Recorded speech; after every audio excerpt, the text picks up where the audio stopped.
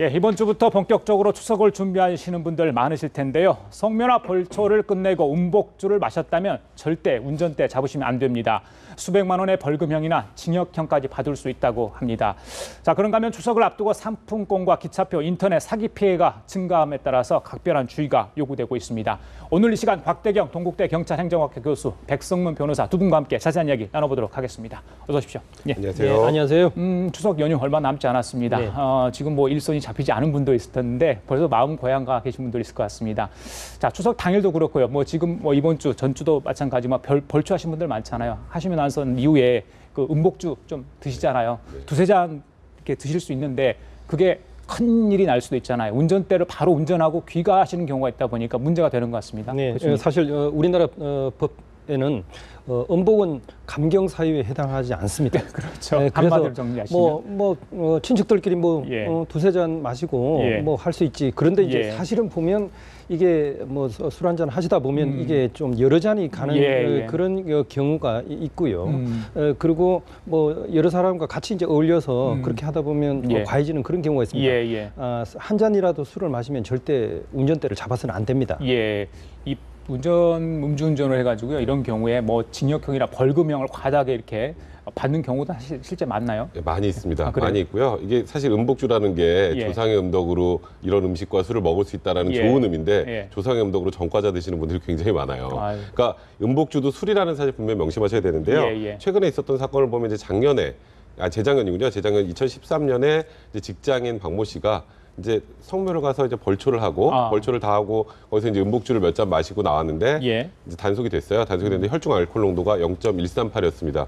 이분은 음복주를 좀 너무 과하게 하신 것 같은데 아이고. 그때 이제 이분은 자기가 지병으로 약을 복용해서 수치가 좀 과다하게 나온 거다라고 주장을 했지만 예. 결국 받아들여지지 않아서 예. 벌금 300만 원을 이제 선고를 받았고요. 예. 또 어떤 분 이제 좀 옛날 얘기지만 2006년 8월에 있었던 일인데 이분은 이제 부모님 제사에 가서 술을 좀 많이 마셨는데 예. 이때는 이제 취소 수치는 아니었어요. 한 0.09 정도가 나왔는데 예. 근데 이분 같은 경우는 이제 음주로 뭐 징역의 집행유예를 선고를 받은 상황에서 예. 그 집행유예 기간 중에 또 술을 마신 거예요. 그래서 이분은 실제로 실형으로 4개월 선고를 받고 예. 항소심에서 한 달이 감형돼서 3개월을 구치소에서 살기도 했었는데 예. 그러니까 분명히 명심하셔야 되는 건 예. 음복주도 술이다. 이 부분 분명히 명심하셔야 됩니다. 곽 교수님 잠깐 말씀하셨지만 우리 국민 정서상 자, 조상의 묘를 찾아간다. 예전에 당신도 조상 있지 않냐 이런 식으로 해가지고 뭐 네. 실랑이를 벌이다 결국 가세요 이렇게 좀 이렇게 양해를 해주는 경우 봐주는 경우가 있지 않았습니까? 근데 요즘에는 가차없이 엄벌을 하고 있거든요. 예. 실제 음주운전 기준 뭐 0.1, 0.005 이야기 하셨는데 실제 기준은 어떻게 되어 그러니까 있습니까? 일단 취소와 정지의 기준은 0.1입니다. 예. 그러니까 0.1보다 높으면 취소고요. 면허 기준으로 하면 예. 0.05에서 0.1까지는 면허 정지인데요. 근데 처벌과 관련해서는 이제 아주 술을 많이 마시는 경우 이제 0.2가 넘는 경우, 예. 0.2가 넘는 경우에는 1년에서 3년 사이 징역형이나 또는 500만 원에서 1000만 원 이하의 벌금형이 처해질 수 있고요. 예. 0.1에서 0.2 정도까지 되는 경우에는 징역 6개월에서 1년 사이, 그리고 벌금은 300에서 500만 원 사이입니다. 예. 그리고 0.05에서 0.1, 그 예. 면허 정지 사유 정도에 예, 해당하는 예. 정도의 음주라면 예. 6개월의 징역형이나 300만 원의 벌금형이 처해질 수 있는 그런 상황이죠. 예, 해독 이게 정도가 사람마다 다르잖아요. 네. 이게 보면 4시간, 6시간 이후에도 해독이 안 되는 분이 있는데 바로 이 음복주를 하시고 바로 운전하면 정말 큰 일이 나겠어요. 예. 예, 특히 뭐 독주 같은 경우는 예. 상당히 이제 해독을 하는데 시간이 많이 걸립니다. 그렇죠. 통상적으로 이제 뭐 소주 한 병 정도를 마셨다. 그랬을 경우에는 적어도 이제 4시간 이상 지난 이후에 이제 운전을 해야 이제 가능한 거고요. 뭐 많은 사람들이 그 막걸리는 그 도수가 이제 낮으니까 예. 뭐 괜찮지 않겠나 그렇죠. 뭐 이렇게 예. 이제 생각을 하시는 분들도 예. 있는데요. 막걸리도 이제 한 병 정도 마시고 나면 적어도 한 2시간 반 정도 지난 이후에야 이제 실제로 이제 정상적으로 이제 운전할 수 있는 그런 어떤 상태가 되기 때문에 예. 일단 뭐 아무리 뭐 조상님 앞에서 뭐 모여가지고 이제 그 뭐 제사를 지내고 하는 그런 상황이라고 하더라도 예. 술을 마시고 나서는 운전대를 잡지 않도록 하는 게 이제 필요합니다. 그래요. 그리고 이 음주운전은 사실 어떻게 보면 습관성이 있습니다. 하신 분이 또 하는 그런 경우들이 많이 있기 예. 때문에 절대 주변에서도 적극적으로 음주운전을 하지 않도록 말리는 게 필요합니다. 그래요. 제가 좀 조사를 해봤더니 도로교통공단 통계입니다. 2011년부터 2013년까지 추석 연휴 평균 교통사고가 2,400여 건입니다. 평소에 4배 정도 달한다고 하는데, 자, 사고 원인 여러 가지가 있겠지만, 자, 음주, 결국 음주라는 것은 친척분들 만나서 술 한잔 하실 거고요. 그다음에 송묘 가서 하실 건데 가장 큰 원인이 음주 아닐까 싶어요. 뭐 추석 기간에는 일단 교통량이 굉장히 늘어나고요. 예. 그리고 운전이 그냥 뭐 가까운 곳을 가는 것이 아니라 장거리 운전을 하는 그런 경우가 많습니다. 그러다 보면은 좀 이제 졸음이 오는 그런 상태인데 예. 뭐 2시간마다 쉬어주지 않는다면은 피로가 쌓여가지고 이제 순간적으로 조는 그런 경우들이 있고요. 예. 그리고 이제 출발하기 전에 보면 이제 그동안 밀렸던 뭐 일들을 다 마무리하고 이제 추석 연휴를 떠나는 이런 분들이 있습니다. 그래서 신체적으로 상당히 필요한 상태에서 운전을 시작하다 보면 굉장히 금방 졸리고 하는 그런 경우 때문에 사고가 나는 경우가 많이 있습니다. 그래요. 음주운전 기준, 판단 기준이 정말 애매모호한 것 같습니다. 먼저 백 변호사님 여쭤볼게요. 자, 제가 술 먹었어요. 네. 얼마 먹지는 않았습니다. 자, 그런데 시동을 켰습니다. 네. 음주운전입니까? 시동을 킨 것까지는 음주운전을 보지 않습니다. 아, 그래요? 그러니까 시동을 킨 상태에서 무언가 운전을 하려는 추가적인 행위가 있어야 그다음부터 운전의 의사가 있었다고 판단을 하거든요. 가장 중요한 건 이 사람이 운전할 의사가 있었느냐 없었느냐인데 시동만 건 거 가지고는 음주운전은 아니다라고 일단 보고 있고요. 그러면 술을 마시고 시동을 켜고 뭐 누워있거나 하여튼 뭐 그 도로상은 안 되겠지만 물론 그렇죠. 그건 음주운전은 아니다. 네. 그런데 이제 그 다음 단계로 넘어가서 운전을 안 했어요. 운전하지 않았는데 기어를 뒤로 내렸습니다. 그 상태에서 차는 1cm도 움직이지 않았어도 그건 음주운전이 됩니다. 주행 모드로? 네, 그렇죠. 주행 모드 놓으면 언제든지 출발이 가능한 상황이 되기 때문에 발을 떼면 갈 수 있으니까. 네, 그 경우에는 이제 운전의 의사가 있다라고 봐서 그 경우에는 이제 음주운전으로 인정을 하는 편입니다. 통상 그리고 또 이 발을 악셀레이터 위에다가 올려놓은 그 행위도 이제 앞으로 이제 운전을 하겠다는 의지를 표명한 그런 걸로 봐가지고 처벌이 가능합니다. 그런 건 어떻게 적발할 수가 있어요? 일단 뭐 실제로 이제 재판이 되는 진행되는 가운데 그 당시에 이 사람의 이제 행동에 대해서 이제 여러 가지 적극적으로 자기가 이제 대응을 하지 않습니까? 그런 가운데 이제 실제로 그런 어떤 행동들 이런 것들을 보고 이제 법원에서 판단을 하는 겁니다. 그래요, 알겠습니다. 그리고 어제 흥미로운 판결이 나왔죠. 자, 고향 가시면 친구분들과 이제 또 동창들 만나시면 술 한잔 하실 텐데 대리기사 부를 거 아닙니까? 대리기사가 대리기사 불렀는데 차를 도로 한가운데 세워놓고 그냥 가버렸어요. 그러다 보니까 운전자가 10m가량 차를 몰고 갔습니다. 잠깐 뭐 피난을 시켜놓은 상황이겠죠. 근데 분명히 음주운전인데 법원의 판결은 무죄가 나왔거든요. 어떤 상황이에요? 그러니까 사실 저는 이 판결은 굉장히 환영하는 편인데요. 그래요? 실제 있었던 일을 먼저 제가 말씀을 드릴게요. 2013년 11월에 있었던 일입니다. 이제 고등학교 동창들 2명하고 술을 마시고 이제 대리기사를 부른 거예요. 그래서 대리기사가 이 친구들을 다 데려다면서 운전을 하는데 이제 경로 문제로 어떻게 가느냐에 따라서 이제 다툼이 난 거예요. 다툼이 나는 상황에서 이제 서로 언성이 높아지다가 대리기사가 나 이제 여기서 이제 운전 못하겠다. 그러면서 차에서 내려버린 거예요, 그냥. 그것도 편도 3차로에 2차로에 차를 주차를 해놓은 상태에서. 기분 나쁘다고 내렸고요. 네, 그냥 내렸어요. 그러니까 이 지금 피해자 입장에서는 그냥 이거 10m만 저 안전한 데로 좀 옮겨달라 그랬더니 대리기사가 거부한 거예요. 근데 거기다 계속 놔두면 다른 차량이 부딪혀서 사고가 날 수도 있고 뭐 이 안에 있는 사람들 다 위험해질 수 있잖아요.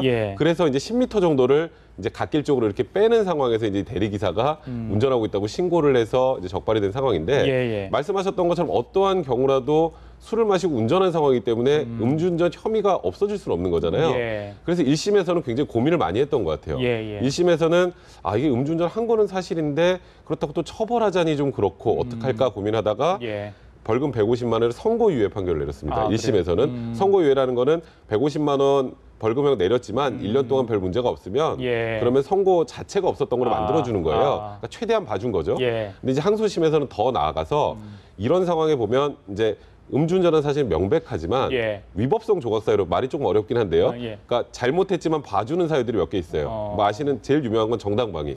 정당방위 아시죠? 정당방위가 거의 유사하게 긴급 피난이라는 게 있는데 본인이나 다른 사람의 법익을 보호하기 위해서 부득이하게 할 수밖에 없었던 다른 법익을 침해할 수밖에 없는 상황이 되면 이거는 벌하지 않는다라고 규정이 있거든요. 이번 경우가 거기에 이거를 긴급 피난을 적용을 해서 이제 항소심 법원에서는 무죄 판결을 한 거죠. 그래요, 교수님. 그런데 이 자동차를 도로 한가운데 놔뒀잖아요. 이건 또 법규 위반 아닌가요? 그러면 이거 누가 대리기사가 잘못인가요? 사실 뭐 대리기사가 자기의 의무를 다 충실하게 이행하지 못한 상태에서 사실 이제 떠나버린 거죠.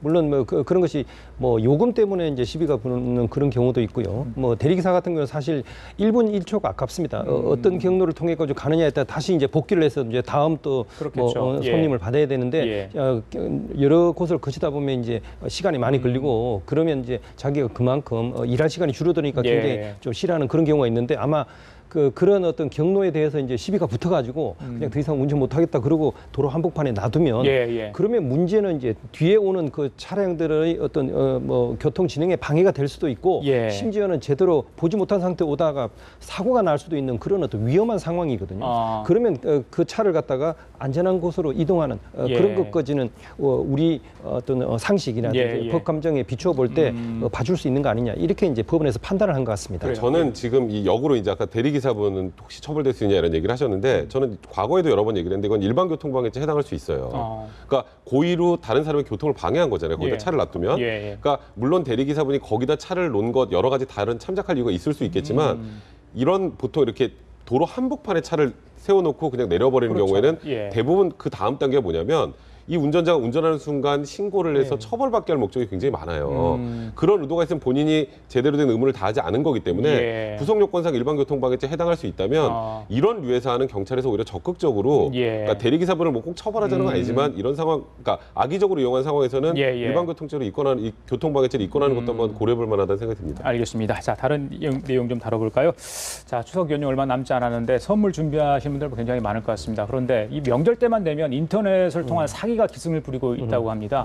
뭐 상품권도 그렇고 열차 승차권도 그렇고요. 자, 어떤 행태들이 지금 벌어지고 있는 겁니까? 결국 뭐 설이라든지 추석 같은 이런 명절에는 여러분들에게 선물을 보내는 그런 과정에서 상품권을 이제 일시적으로 많이 많이 구매를 하는 그런 경우가 있습니다. 그래서 상품권을 정상 가격보다 뭐 5에서 10%만 싸더라도 여러 개를 구매하다 보면 상당히 절약이 되고 이득이 된다. 이렇게 이제 생각을 하거든요.